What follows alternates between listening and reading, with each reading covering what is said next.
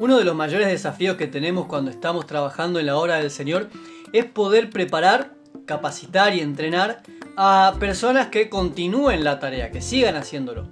Así es como el Señor también lo dispuso en su palabra. En 2 de Timoteo capítulo 2, versículo 2, el apóstol Pablo le escribe a Timoteo diciéndole: lo que has oído de mí en presencia de muchos testigos, esto también enséñale a otras personas y encárgales a quienes sean idóneos, que sean capaces de transmitir la misma enseñanza a otros más. Así que está en la esencia del liderazgo de la tarea pastoral, en la misma médula, el poder capacitar a otros creyentes para que el evangelio trascienda de generación a generación. Y esa es justamente la razón por la cual el evangelio nos ha llegado a nosotros. No nacimos de la nada. Nuestra iglesia, nuestro cristianismo, nuestra fe es el resultado del trabajo de generaciones anteriores. Y generación a generación se ha pasado la verdad del evangelio y se ha perfeccionado también. Se ha ido puliendo tanto la doctrina como la manera en la que somos iglesia.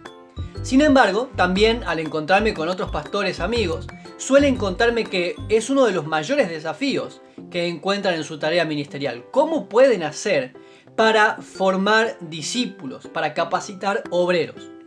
Y cuando hablamos de formar discípulos o nuevos obreros, estamos pensando en dos columnas, en dos cosas. Primero, en la formación académica, intelectual, en que puedan comprender la doctrina del cristianismo, o por lo menos que puedan comprender cabalmente los fundamentos de la doctrina cristiana. Después, por supuesto, hay doctrinas secundarias que se han debatido durante los últimos 500 años y probablemente hasta que venga Cristo no encontremos una solución para esos debates. Pero sí lo medular, lo esencial, creyentes que puedan manejar la escritura, usarla correctamente, como también se lo enseña el apóstol Pablo a Timoteo, que es un buen obrero de Jesucristo, el que sabe interpretar correctamente, trazar correctamente la palabra de verdad.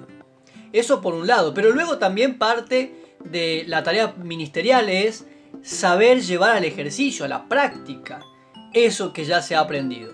A veces nos encontramos con esta realidad de que una vez que hemos logrado que los hermanos, los creyentes, conozcan la doctrina cristiana, nos resulta muy difícil que puedan ejercitarlo, que puedan encontrar maneras de servir al Señor de manera eficiente y relevante en el contexto en el que se encuentran. Así que capacitar obreros, formar discípulos, tiene que ver entonces con estas dos áreas, con entender la doctrina y también con ser capaces de adaptar esa doctrina a sus contextos, a sus situaciones particulares, a las necesidades de la iglesia. Y pensando en esto, es que hemos encontrado un relato en los evangelios, puntualmente en el evangelio de Lucas, de hecho es un material peculiar de Lucas, que es el famoso relato de la misión de los 70. Se trata de 70 discípulos distintos a los 12 discípulos que luego serán apóstoles, bueno, los 11 y Judas. Estos 70 son parte del grupo más extenso de discípulos que serán enviados en una experiencia misionera por medio de la cual Jesús va a entrenarlos. Pero también partiendo de este relato de Lucas 10, vamos a ver qué podemos aprender nosotros del ejemplo de Jesús, el mejor líder de todos, y cómo podemos aplicarlo al ejercicio de nuestro ministerio para, siguiendo ese ejemplo, formar nosotros también nuevos líderes, nuevos obreros que sean capaces de atender a las necesidades de la iglesia. Así que, si tenés una Biblia a mano, yo te invito a que leas Lucas capítulo 10 y que veamos el primer versículo, la primera sentencia, porque de ahí es donde vamos a partir para luego ir excavando en esto y encontrar más lecciones. Si te interesa leer sobre este tema y te gustaría tener este material para estudiarlo con tu grupo de líderes o con tu congregación, te voy a dejar aquí abajo el enlace en la descripción del video para que me envíes un mensaje por WhatsApp y te envío el material en PDF para que puedas estudiarlo en tu devocional personal o en tu grupo de estudio y hablar de este tema.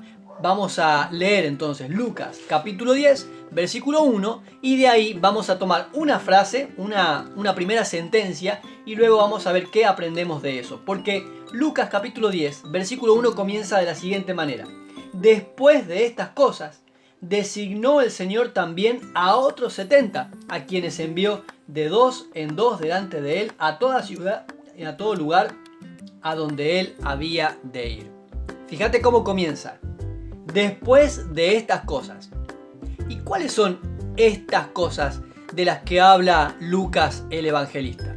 Bueno, lo primero que tenemos que hacer es pensar en qué está pensando Lucas, qué es lo que él tiene en mente cuando está redactando este evangelio. William Barclay, al traducir Lucas 10:1, usa la frase después de lo que queda dicho, después de esto que está registrado. A ver, la Biblia de Cambridge para escuela y universidades identifica que estas cosas se refiere a después de que Jesús dejó Galilea y se encaminó rumbo a Jerusalén ya para la última etapa de su ministerio terrenal. Por otra parte, Nomo de Bengel piensa que esta frase, estas cosas, hace alusión a después de haber probado a quienes estaban aptos o no para el encargo. Finalmente, Barnes y el comentario del púlpito coinciden igualmente en que estas cosas se refiere a lo ocurrido en el capítulo anterior. Y podríamos seguir mencionando varios eruditos y estudiosos y varios comentarios de la Biblia y todos van a coincidir en lo mismo.